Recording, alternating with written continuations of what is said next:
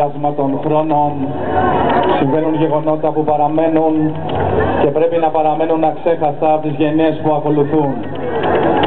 Γιατί τα γεγονότα αυτά συνθέτουν την ιστορία ενός τόπου, την ιστορία της πατρίδας μας. Ένα τέτοιο γεγονός που απαιτεί αφιέρωση της μνήμης και μάλιστα αυτές τις μέρες είναι η ναυμαχία των Σπετσών που έγινε στις 8 του Σεπτέμβρη του 1822.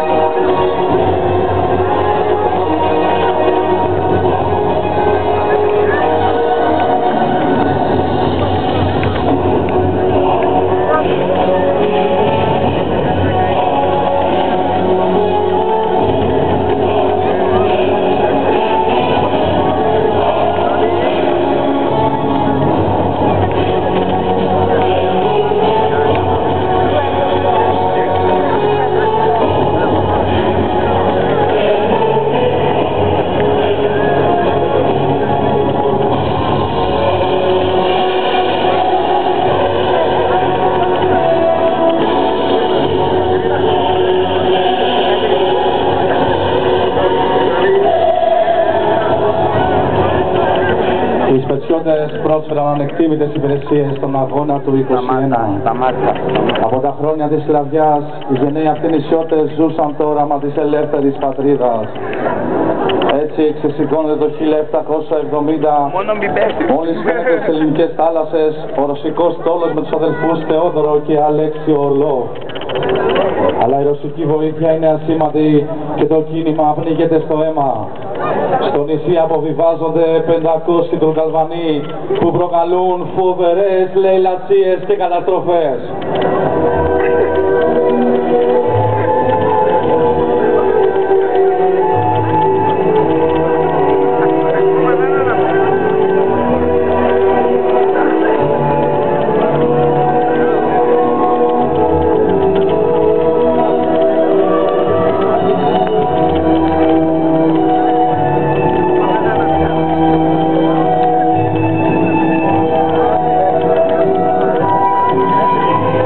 Δείγματα φιλοπατρίας δίνουν οι Σπετσιώτες και το 1790, όταν με ένα μικρό στολίσκο σπέβδουν να βοηθήσουν τον Λάμπρο Κατσόνη μόλις εμφανίζεται στο Αιγαίο.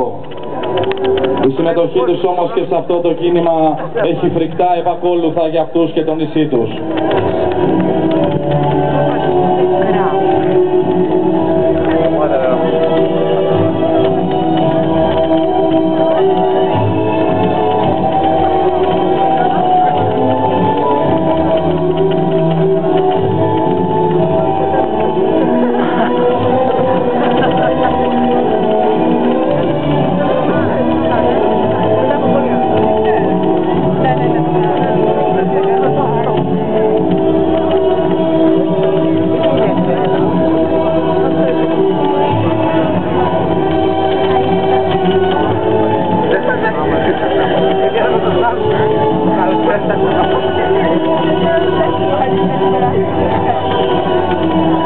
Όταν αρχίζει η επανάσταση στο Μοριά, ο πατριωτισμός και ζήλος δεν αφήνουν τους Σπετσιώτες να μείνουν για πολύ αμέτωχοι. Έτσι τη νύχτα στις 2 προς 3 Απριλίου 1821 καταλαμβάνουμε πλεισμένους ανθρώπους τους στην καγκελαρία χωρίς να συναντήσουν αντίσταση. Κατεβάζουν την τουρκική σημαία και υψώνουν στη θέση της τη σημαία της Επανάστασης με το σταυρό και τις λέξεις «Ελευθερία ή θάνατος». Πλήθος λαού μαζεύεται εκεί και χαιρετίζει με ενθουσιασμό και με κραυγές «Ζήτω το γένος» την επαναστατική αυτή πράξη.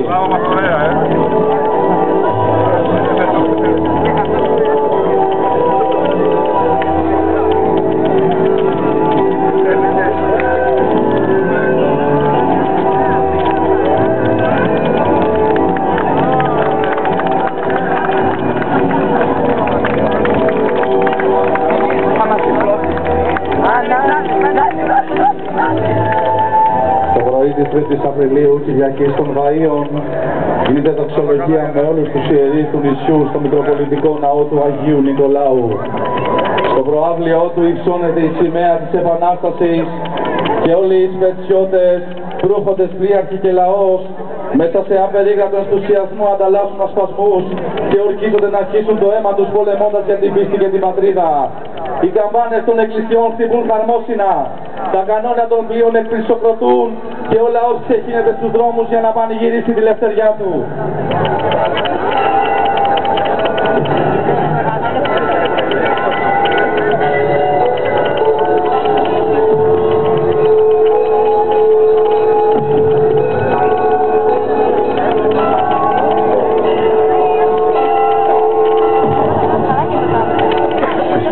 Εκείνες είναι συγκλονιστικές.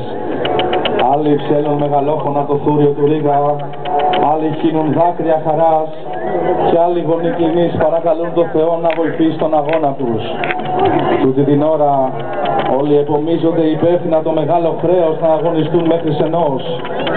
Ένα πνεύμα ηρωισμού, εθνικής έξαφης και αυτοθυσίας κυριαρχεί στις ψυχές τους. Τότε οι Πελοποννήσοι γράφουν κατηφουσιασμένοι στους πετσιώτες. Δόξα εις ημάς, αδελφοί, ότι ηγέρθητε πρώτοι. Πρώτοι κατά την προσβολή του εχθρού, πρώτοι εν τη ιστορία, πρώτοι εν τη αθανασία.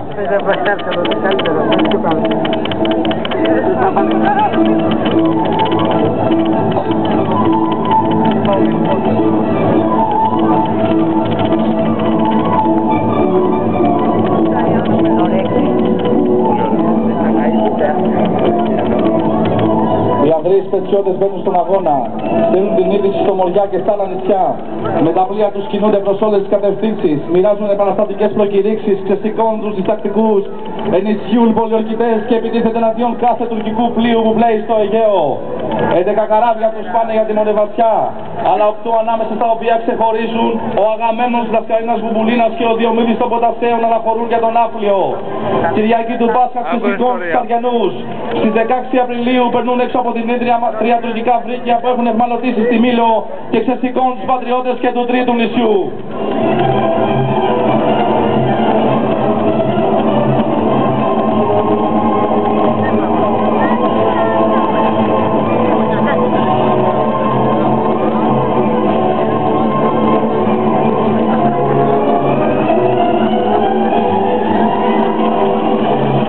Η είδηση των κατορθωμάτων αυτών προκαλεί χαρά και ενθουσιασμό σε όλους τους Έλληνες, όπως μπορεί να συμπεράνει κανείς από τις επιστολές που φτάνουν τις μέρες αυτές στο νησί. Οι σπετσιώτες ανακηρύσσονται από τους προκρίτους του Πελοποννήσου, ευεργέτε του γένους και της πατρίδος, προνοητέ, τροφή και κηδεμόνες αυτούς. Και ο Παπαφλέσσας υπόσχεται σε αυτούς. Όταν συν Θεό λάβουμε την ελευθερία, θέλετε έχει από όλους τα πρωτεία και το γένος θέλει σας δοξάσει ως νικητάς και τροπεούχους.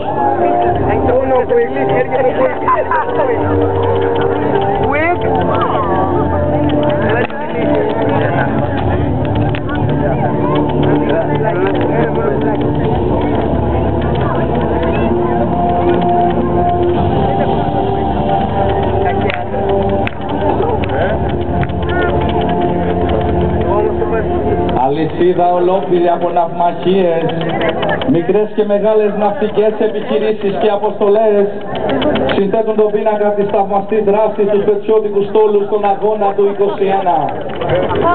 Η απόκρουση όμως του τουρκικού στόλου στον πορτμό των Σπετσών είναι το κορυφαίο τόλμημα των θρυλικών ναυμάχων του μικρού νησιού και ένα από τα πιο σημαντικά γεγονότα της ελληνικής επανάστασης.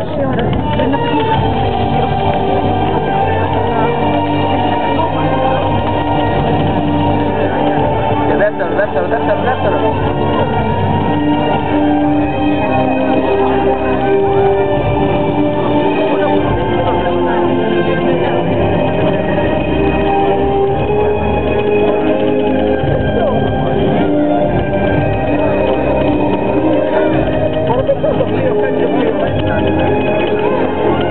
Από 1822,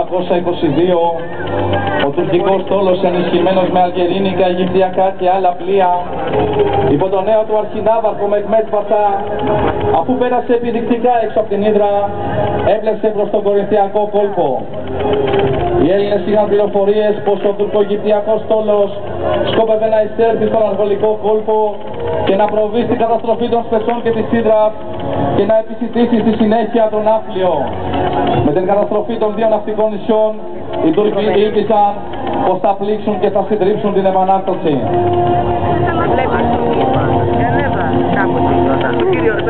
Η Ύδρα όμως ήταν δύσκολο να χτυπηθεί, γιατί λόγω του βραχώδους εδάφους της, των απόκρινων ακτών και των οχυρωμάτων της, αποτελούσε ένα απόρθητο φρούριο μέσα στη θάλασσα.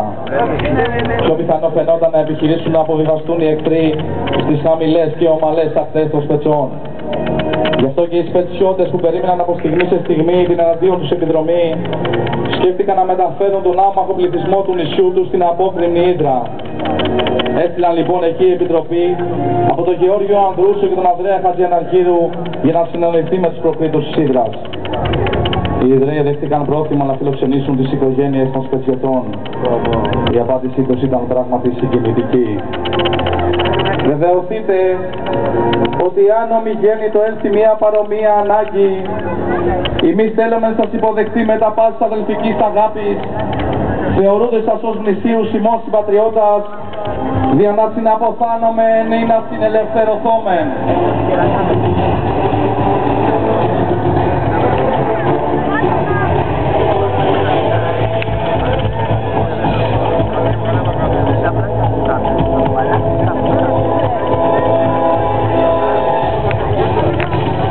Μετά την αναχώρηση των οικογενειών, οι Σπετσιώτες επιβιβάζονται στα πλοία τους.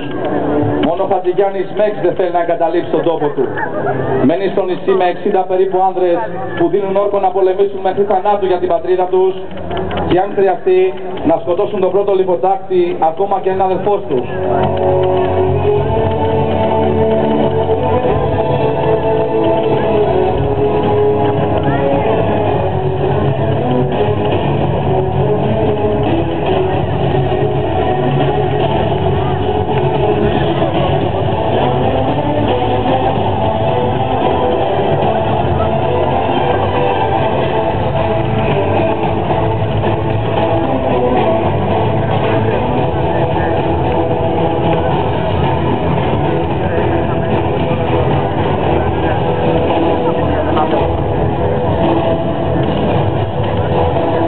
Στις 29 Αυγούστου, ο κυβερνήτης Δημήτριος Λάμπρου Λεωνίδας ειδοποίησε τους συμπατριώτες του ότι ο τουρκο-αιγυπτιακός στόλος πλέει με πορεία προς το Μυρτό Πέλαγος.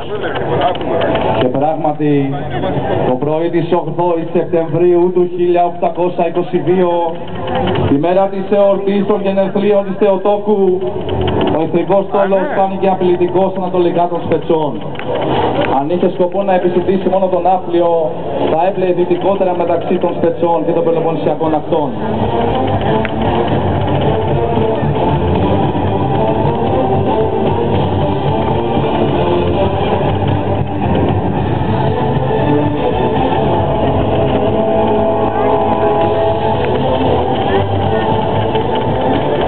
Η στιγμή είναι κρίσιμη όχι μόνο για το νησί μας, αλλά και για ολόκληρο το έθνος. Μα οι ατρόμητοι ναυτικοί μας αναλαμβάνουν να μετρηθούν με τον ασύγκριτο σε δύναμη εχθρό. 56 ελληνικά πολεμικά πλοία, σπετσιώδικα, ιδραίικα και ψαριανά και 16 πυρπολικά είχαν συγκεντρωθεί κοντά στις Πέτσες για την αντιμετώπιση του εχθρικού στόλου. Τα ιδραίικα βρίσκονταν στη μεταξύ Τρίκελη και Δοκού θάλασσα, τα σπετσιώδικα νότια της Πετσοπούλας και ανατολικότερα τα ψαριανά. Τα πλωτά φρούρια του εχθρού πλησιάζουν στις Πέτσες σε βολή κανονιού. Πυκνό κινητό δάσος σχηματίζουν τα υψίστια πλοία τους που αρχίζουν να κανονιοβολούν δεξιά και αριστερά.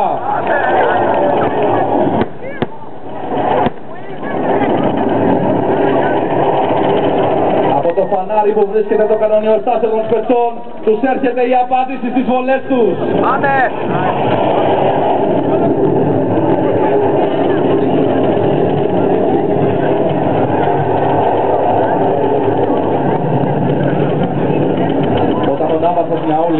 Βλέπει ότι ο Αργογυπτιακός στόλος πλέει με πορεία το στενό ανάμεσα στο νησί και την απέναντι ερμιονική παραλία. Υψώνει σήμερα να τον ακολουθήσουν όλα τα καράβια στο μυχό του Αργολικού, όπου τα μικρά ελληνικά πλοία θα καταναυμαχούσαν με ευχέρεια τα μεγάλα τουρκικά και τα περιπολικά θα δρούσαν με αποτελεσματικότητα. Αλλά δεν τον υπακούν όλοι.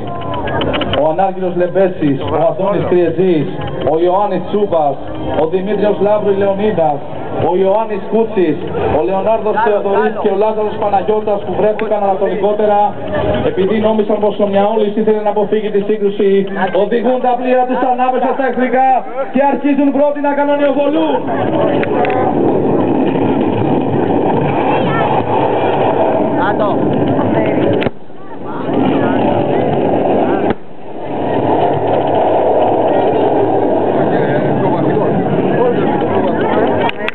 Η σύγκρουση γενικεύεται.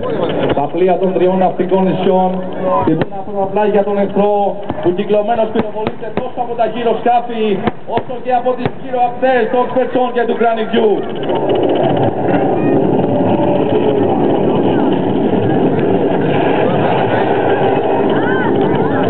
Ο αγώνας είναι άνισος.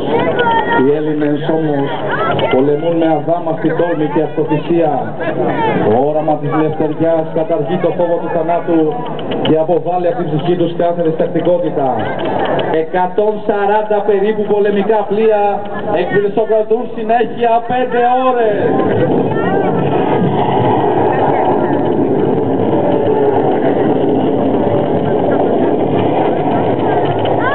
Όλα γύρω είναι σκοτεινά.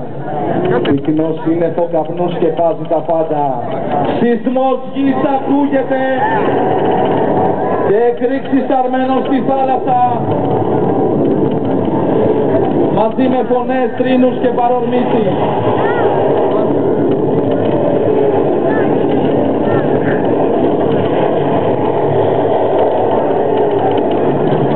Κατά το δειλινό μερικά εβραϊκά πλοία κινδυνεύουν. Μοίρα αφρικανικών πλοίων κατορθώνει να διασπάσει τη γραμμή τους και να τα ρίξει στους βράχους του Δοπού. Τότε ο Πιπίνος ρίχνει το περιπολικό του πάνω σε ένα ακρικό βρύκι και βοηθάει τα εβραϊκά πλοία να σωθούν προς την παραλία της Ερμιονίδος. Το περιπολικό όμως του Πιπίνου δεν έχει αποτέλεσμα. Ενωμένοι τώρα οι Έλληνες παρεμποδίζουν τον εχθρό που ήθελε να στραφεί προς τον αργολικό κόλπο. Τόλμη και πείσμα επιδεικνύονται και από τα δύο μέρη.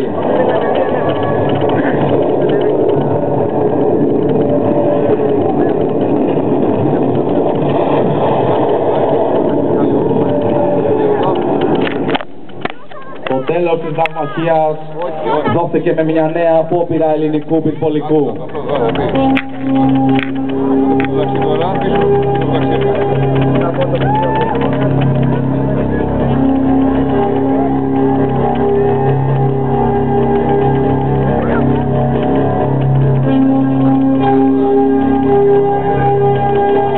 Από τις ακτές των κανονιοστασίων των Σπετσών, όπου βρισκόταν ο Χατζηγιάννης Μέξης με τους άνδρες του, όρθιος πάνω στο μικρό πυρπολικό του με το δαυλό στο χέρι, εξορμά ο αδάμαστος πυρπολιτής Κοσμάς Μπαρμπάτσης και κατευθύνεται σαν πύρινος χήμαρος εναντίον της τουρκικής ναυαρχίδας.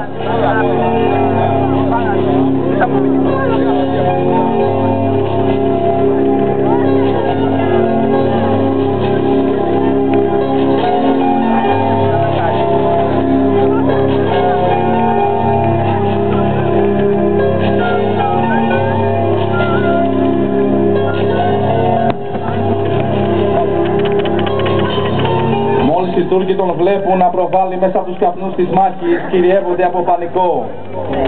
Όταν συνέρχονται, προσπαθούν με κανονιοβολισμούς να ανακόψουν την πορεία του.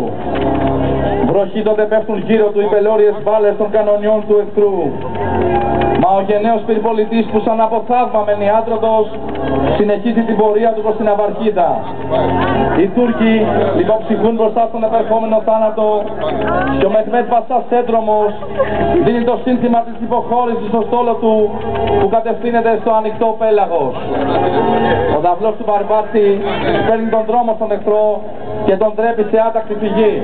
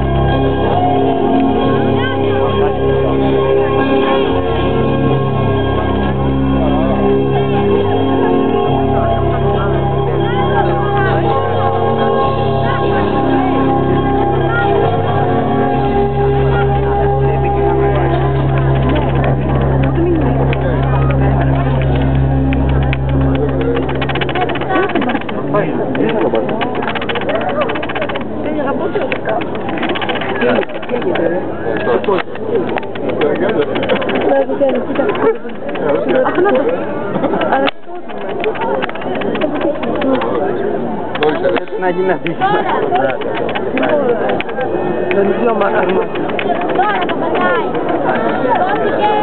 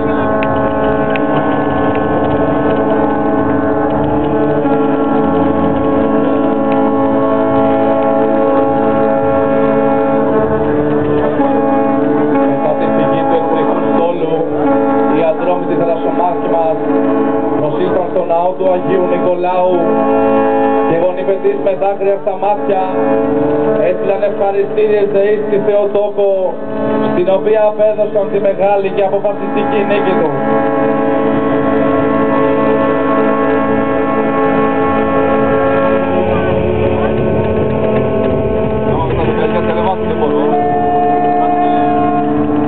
Σε ανάμνηση της νίκης αυτής, οι ευσεβείς πετσιώτες έκτισαν μια εκκλησιά, την Παναγία την Αρμάτα, και από τότε μέχρι σήμερα οι κάτοικοι του ηρωικού αυτού νησιού εορτάζουν πανηγυρικά την εορτή της γεννήσεως της Θεοτόκου για να τιμήσουν την Παναγία που σαν υπέρμαχος στρατηγός πήρε τα άρματα και χάρισε τη νίκη στα ελληνικά όπλα.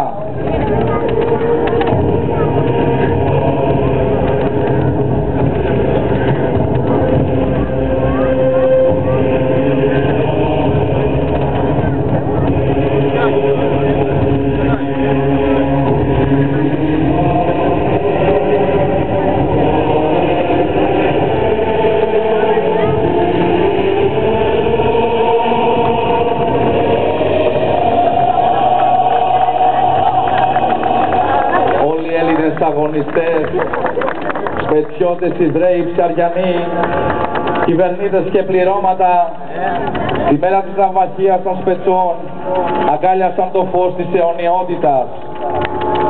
Περισσότερο όμως δοξάστηκε ο Κοσμάς Μπαρμπάτσης, που άρπαξε τη νίκη από τα χέρια των εχθρών και έγινε ο αδυσόπιτος τιμωρός τους. Ο σπετσιώτης Πυρπολιτής, με την παράτολμη ενέργειά του, δεν έσωσε μόνο το νησί των Σπετσών, αλλά και την επανάσταση του 21.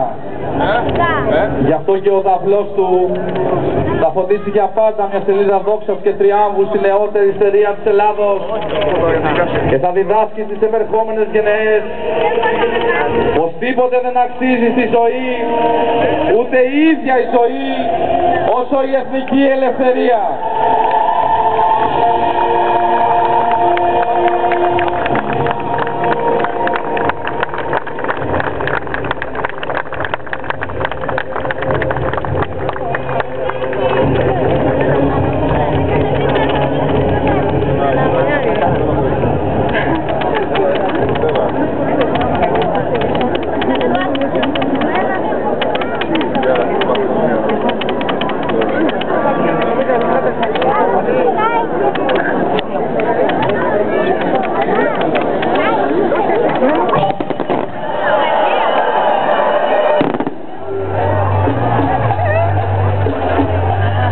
Αυτά είναι.